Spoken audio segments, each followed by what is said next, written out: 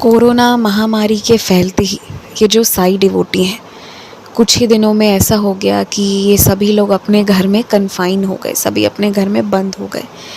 इन्होंने भी महामारी की शुरुआत होने पर जल्द से जल्द जो है अपने ऑफ़िस में बात की और ऑनलाइन काम करने को लेकर के ये भी वापस अपने घर चली गईं ताकि सभी लोग घर में एक जगह रहें।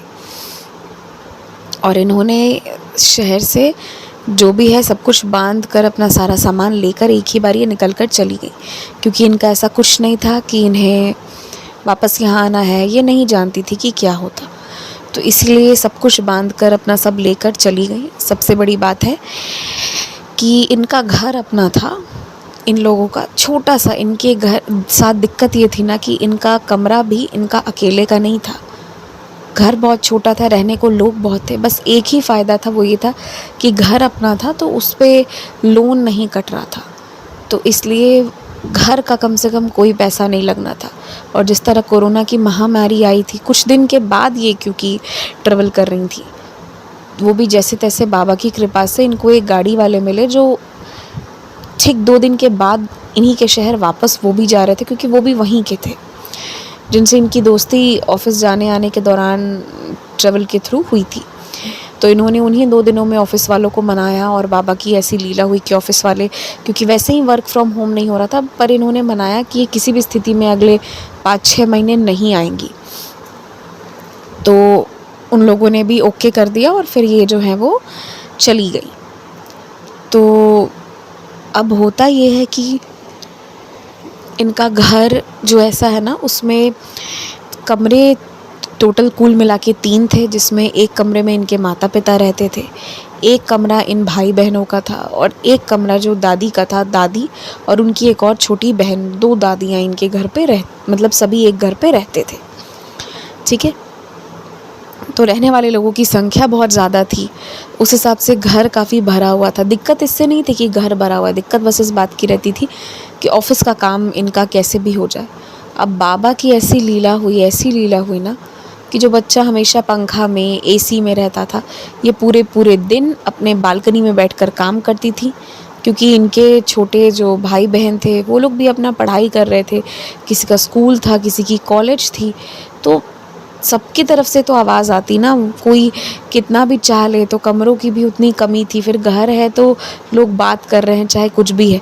लेकिन इन्होंने कहा कि बाबा की इतनी बड़ी कृपा हुई, क्योंकि जो ये शुरू के 2 महीने अकेले रही हैं ना, कहीं बाहर नहीं जा रही, कहीं नहीं आ रही, इनको बहुत अच्छा लगा कि सभी लोग घर पे हैं।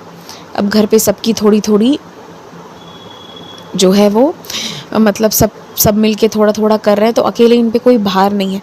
वरना वहाँ उनके रूममेट्स वगैरह पहले ही चले गए थे और ये अकेले सारा सभी कुछ मैनेज कर रही थी। इसके बाद क्या होता है ना कि इन्होंने धीरे धीरे करके ऑफ़िस भी अपना टाइम से करती थी, और धीरे धीरे घर पे भी इन्होंने हाथ बटाना शुरू कर दिया। ये रोज़ सुबह उठकर रोटी सुबह उठकर ये बना देती थी और एक सब्ज़ी बनाती थी, रोज़ इनका नियम था। अब इनके मन में ये भावना आने लगी कि जब मैं प्रत्येक दिन भोजन पकाती हूँ तो क्यों ना मैं बाबा को ऑफ़र करूँ, और इन्होंने बाबा को ऑफ़र करना शुरू कर दिया। प्रत्येक दिन जो रोटी सब्ज़ी बनाती थी और सैलड काटती थी, अचार रहता था, वही बाबा को ये ऑफ़र करती थी, अलग से और ज़्यादा कुछ नहीं ऑफ़र करती थी।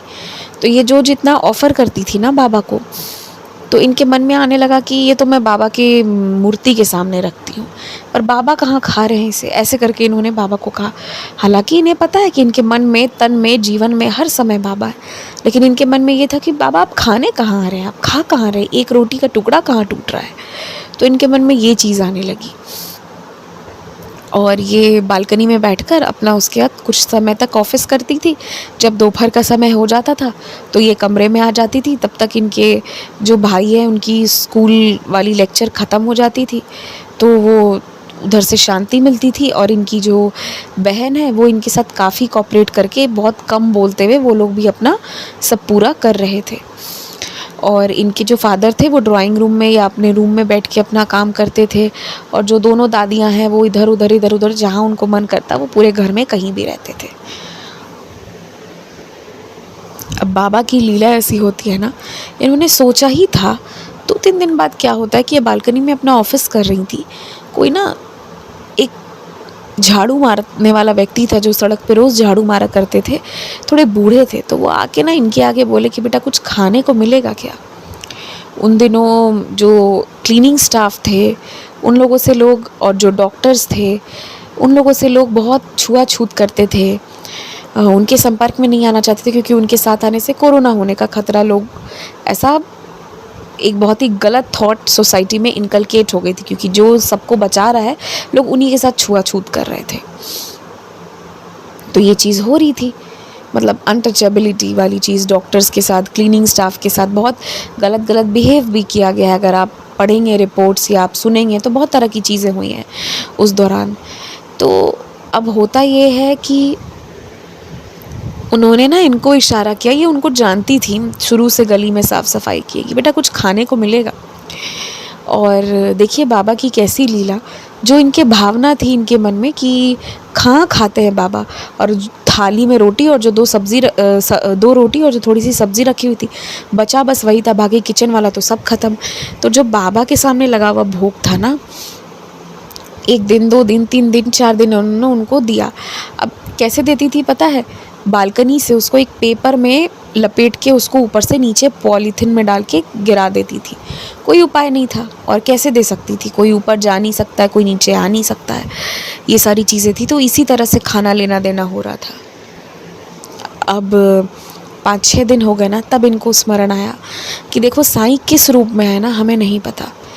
वही बाबा का रूप है जो सफाई करते हैं, लोग उनके साथ अच्छा बिहेव नहीं कर रहे हैं, उनको ठीक से तनख्वाह नहीं मिल रही है। तो इन्होंने ना उसके बाद क्या करना शुरू किया, 2100 रुपये हर महीने, 2100 रुपये उनको शुरू के तारीख को देती, और हर दिन 2 रोटी 3 रोटी, क्योंकि रोटी ही दे सकती थी, ऊपर से नीचे गिराती थी, तो चावल नहीं दे सकती थी, वो पॉसिबल नहीं था। तो इन्होंने ये भी इंश्योर किया कि ये सब्ज़ी नहीं बनाती थी, हमेशा भुंजिया बनाती थी, क्योंकि अगर कोई चीज़ लिक्विड होगी तो गिराएंगे कैसे। रोटी और भुंजिया को ये बहुत अच्छे से जो न्यूज़पेपर होती है ना, उसमें वो अच्छे से पैक कर देती थी, और उसे पैक करने के बाद उसे ऊपर से नीचे गिरा देती थी। तो वो जो है वो रिसीव कर लेते थे, और फिर वो नीचे ही बैठ के, इनके सामने ही बैठ के खाते थे। खा के इनको आशीर्वाद दे के कभी इनसे थोड़ी बहुत बातें करके चले जाते थे। ऑफिस करती रहती थी तो भी बाबा ऐसी लीला करते थे कि 2-4 मिनट उनसे बात करने भर इन्हें समय निकल ही जाता था। तो ना इन्होंने ये फ़ील किया कि अभी तक जितना स्ट्रेस में ये काम करती थी, ऑफ़िस ये वो ऑफ़िस का काम इन्होंने ज़्यादा किया। अब बाबा की ऐसी लीला होती है कि इस कोविड में सोचिए इनको बेस्ट वर्कर का अवार्ड मिला, क्योंकि ये इतना काम कर गई। तो इन्होंने फ़ील किया क्यों? क्योंकि ये ना स्ट्रेस फ्री हो गई थी। जहाँ पूरी दुनिया पे ये खतरा, ये हो रहा है, वो हो रहा है, ये अपने घर पे रहने लगी। अब अगली चीज़ बाबा ने इनसे क्या कराई ना, कि इन्होंने देखा इनके फादर काफ़ी परेशान हो रहे हैं, क्योंकि उनकी थोड़ी सी सैलरी जो थी उस वक्त कम कर दी गई थी, पर घर के खर्च तो कम नहीं होते हैं ना। तो इन्होंने क्या करना शुरू किया कि इन्होंने ना राशन जो है वो अपने तरफ से मंगवाना शुरू किया, और इन्होंने जो है वो घर पे कैसे क्या चीज़ें हो रही हैं उसको कंट्रोल करना शुरू किया। इन्होंने कहा कि उस कोविड के दौरान बाबा ने इन्हें ये सिखाया कि घर कैसे चलाते हैं, सही तरीके से सर्फ साबुन कितना क्या मंगवाना है, कितना प्रयोग करना है।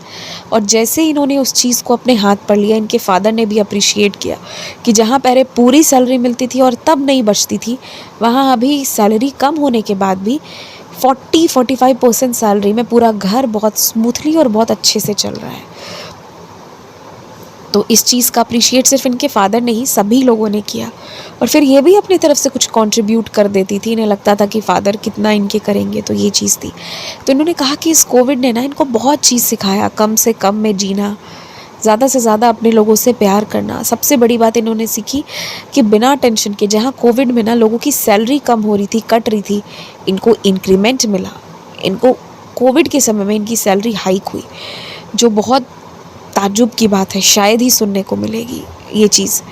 तो ऐसी बाबा ने लीला रची, और इनको बाबा ने सिखाया उन दिनों कि मेहनत कर तो ये हमेशा करती थी, पर उन दिनों बाबा ने इनको विशेषकर सिखाया कि मेहनत का फल कितना मीठा होता है और मेहनत की कितनी अहमियत होती है। आज जहाँ दुनिया परेशान है, जहाँ लोगों के पास कल का ठिकाना नहीं है, इनके पास आज, कल, परसों, इस साल, अगले साल सभी का ठिकाना है। तो इन्होंने फिर जीवन को जीना, घर चलाना, अच्छे से रहना, ये सब सीखा। और इन दिनों छोटी बड़ी कई सारी लीलाएं इनके जीवन में हुई। जैसा कि एक दिन ये परेशान होकर सोई थी, तो इनकी जो छोटी दादी है ना, उनके स्वप्न में बाबा आकर बोले कि उससे कहो वो परेशान ना हो, जो फाइल उसे नहीं मिल रही है, बाबा ने ना एक स्पेसिफिक नाम बताया कि उस जगह जाकर वो चेक करे, उसे वो फाइल मिल जाएगी इनके लैपटॉप की। और जो ये कभी सोच भी नहीं सकती थी, उस जगह पर इनको वो फाइल मिली इनकी रखी हुई। तो ऐसी ऐसी ना कई सारी लीलाएं बाबा ने इन दिनों रची है, जिससे घर के सभी लोगों को एहसास हुआ है साईं के होने का। तो यही इन्होंने कहा कि बाबा की बहुत कृपा है और जो भी हुआ सब बाबा की कृपा से हुआ है। तो ये बहुत ग्रेटफुल हैं साईं के लिए और कोविड का फेज़ जो इनको बहुत सिखाया। और इन्होंने कहा कि मैंने तो बहुत अच्छे से आप लोग को शॉर्ट में बताया, बट इन्होंने ये भी बताया है कि इनकी एक समय ऐसा आया था कि इनकी दादी बीमार हो गई थी और वो ओल्ड एज हैं, तो इन लोग को बहुत टेंशन हो गई थी। फिर इनके फादर की भी जॉब में थोड़ी बहुत चीज़ें अप डाउन हो रही थी, भाई बहनों का खर्चा, बहुत चीज़ें थी, पर बाबा की कृपा से सब निर्वाह हुआ और बहुत अच्छे से हुआ, क्योंकि इन्होंने सोचना ही छोड़ दिया था, सब बाबा पे छोड़ दिया था। तो इसीलिए इस अनुभव से ये सीखिए कि कठिन से कठिन परिस्थिति में भी अगर आप साईं का नाम लेते हैं, आगे नैया बाबा पार लगा देंगे।